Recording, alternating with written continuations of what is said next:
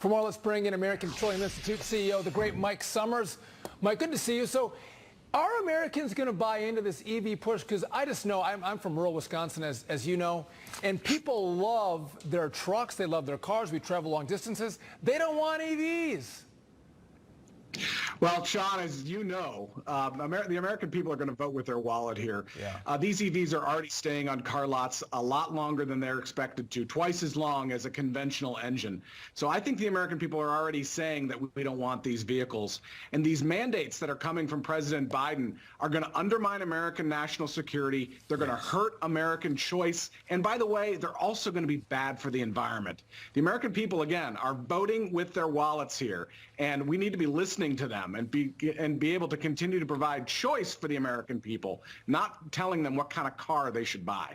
It's called economic fascism is what they're doing. It's that they mandate, they indirectly and directly are mandating these people buy these electric vehicles, and then they're funneling money to these automakers to prop them up. And that's what's going on. They lose thousands of dollars on these electric vehicles, Mike.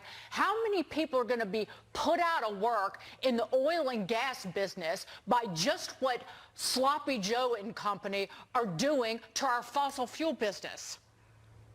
Well, that should be a huge concern for every American. We employ about 11 million Americans right now in the oil and gas business. We need to be encouraging more development in the United States. Let me give you an example why.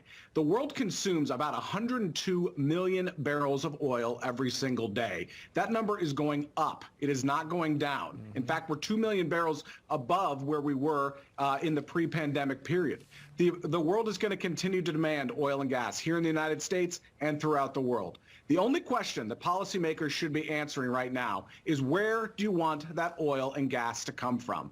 I think the answer is clear. It should be coming from American producers. We produce it at the most environmentally responsible ways possible. We're ensuring that the rest of the world is supplied with their energy needs. We've seen that throughout the Ukraine situation, where it's American energy that is allowing Europe to continue to grow and thrive. It is American energy that allows the world to seek freedom rather than the oppression that we've seen in other parts of the world. So this is an industry that supplies the jobs, that provides environmental performance, and we need to be ensuring that this industry can continue to thrive. And unfortunately, a lot of the proposals out of this administration go in the exact opposite direction. American oil and gas, it's security, it's jobs, and it's revenue to the federal coffers, quite simply.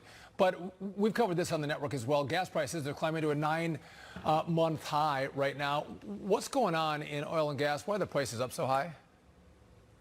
Well, one thing we know is that we're meeting the moment.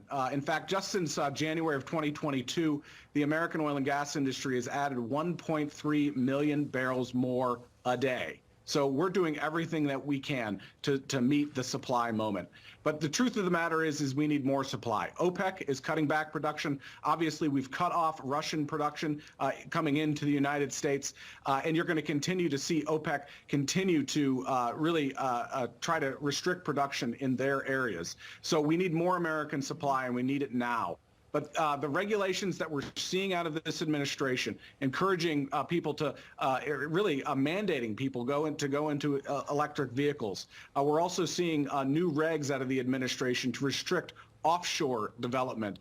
And we're really at a historic low in terms of the level of leases that we're seeing onshore as well. So it's regulation after regulation, regulation by 1,000 cuts, and it's undermining American production. By the way, we also need more refining capacity in this country, and try getting a permit to build a new refinery. It's very hard. Mike, my piece of advice is, don't cede any ground to the left or the greenies. You got to fight back. You drill for oil. It's a great American product.